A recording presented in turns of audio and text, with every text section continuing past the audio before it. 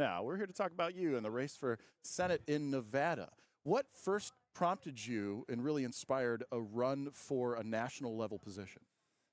It's the time that we live in. Our country is desperate for leaders who aren't just necessarily partisans, but understand the challenges that people are facing, and from experience, come with solutions. And look, I'm a West Point grad. I went to West Point right after 9/11. I served in Afghanistan. Was obviously wounded there, and came back. And I thought I was going to have an entire career in the military, and I got cut short.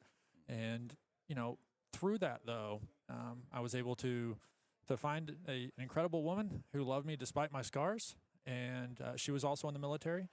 And so we've been married for about 15 years. We got 3 kids. Went back to school, got my MBA, started a business, and part of our business was serving veterans and providing pharmaceutical services to the VA hospital for veterans. And just these last couple of years have been so tough for so many people. And my wife and I were just literally having a conversation over the dinner table, and she said, "Sam, I think it's time that we serve again." And so this has been something that is more of a mission than anything. And we know that there's a lot of people who are desperate for hope. People feel like life has become very tough and very difficult, and we need leaders who can kind of cut through all of the attacks, all the fear, and inspire people that our best days can still be ahead. You mentioned 9/11 and the wave of enlistees and officers that commissioned after that by necessity, but also by a feeling of patriotism. Right. Do you find that you're now part of a wave of veterans who had heard that call originally and are now seeking public office, whether it be national or local? I do. I'm seeing that. This convention has been a great place to see it as well, because I'm running into veterans who are either in office or are running for office, just like myself. And I'm actually really encouraged. There's a lot that there's a lot of forces that are seeking to kind of divide us, right? As a nation and politically. But I have said that I believe that the same generation that was part of what I call the global war on terror generation that responded to 9/11, either were already in the service but still responded and deployed, or served with honor, and those who came in after 9/11, that there is something special about our generation. And I believe that we have got, at our core, the ability to put parties aside.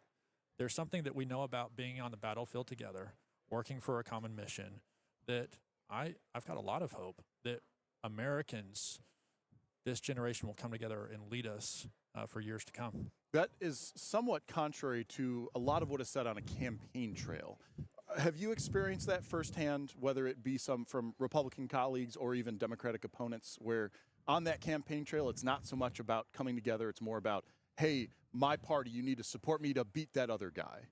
Yeah, you see it a lot. I mean, you're right. That's a very common theme. That hasn't been my style, my approach, though. And look, sometimes you have to provide a little bit of contrast on, where your policy ideas, the way you would lead is different than someone that you're running against.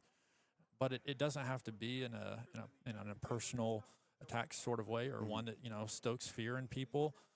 Look, we ought to motivate out of good ideas, out of compassion, and that's something that I've tried to bring through my campaign for as long as I've been running. And a lot of people, of course, blaming the elevated rhetoric on the campaign trail for what had happened on Saturday.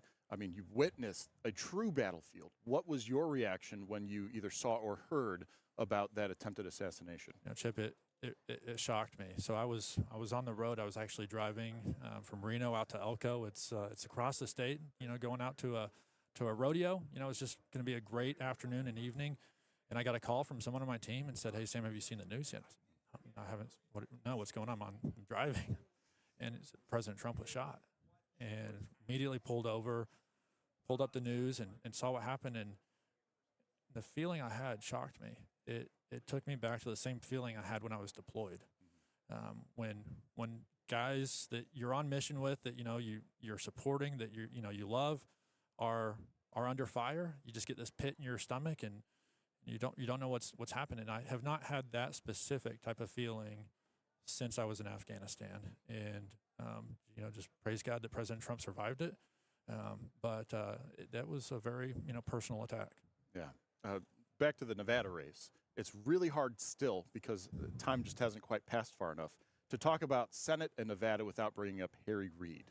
Do you think that he's still, his legacy, his ghost almost, has some kind of sway or hold over the Senate seats in Nevada? Well, look, Harry Reid has built a legacy off of being a strong leader, and so there's certainly people, and sort of the machine is it's trying to kind of keep things together. But as an outsider, it looks like there's opportunity to go pick up support from places where Republicans haven't historically done that.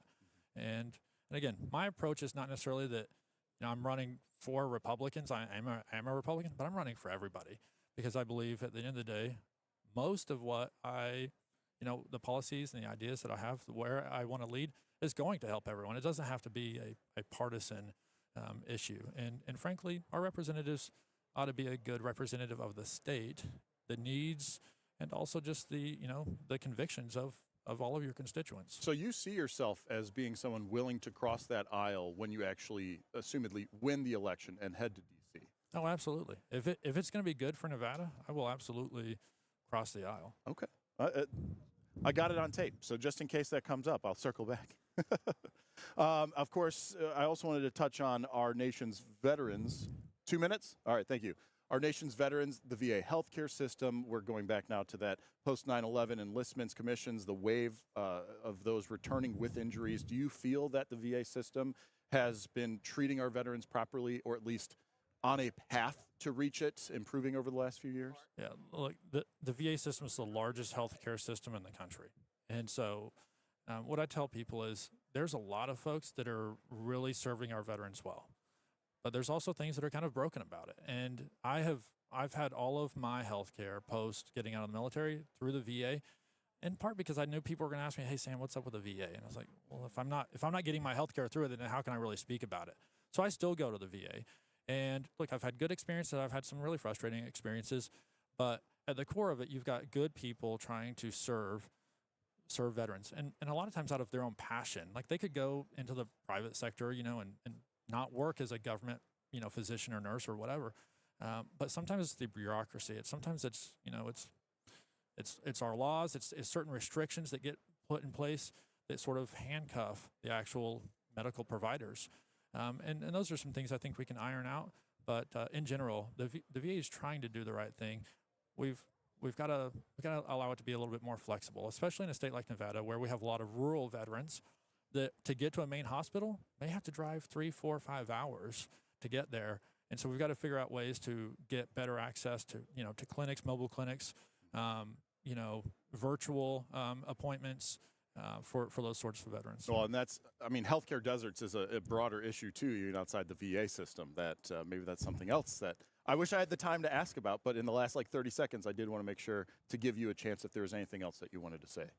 Well, we're at a really unique time in our country right now, especially with what happened this past Saturday at President Trump's rally. We have an opportunity to come together and push aside the desire to have sort of these partisan fights, and let's come together. Let's allow people to put their ideas forward and to be actual leaders. Leadership isn't something that is just bestowed on you. It's something that should be earned. And I'm trying to earn the vote and the support of all Nevadans for this November 5th election. All right.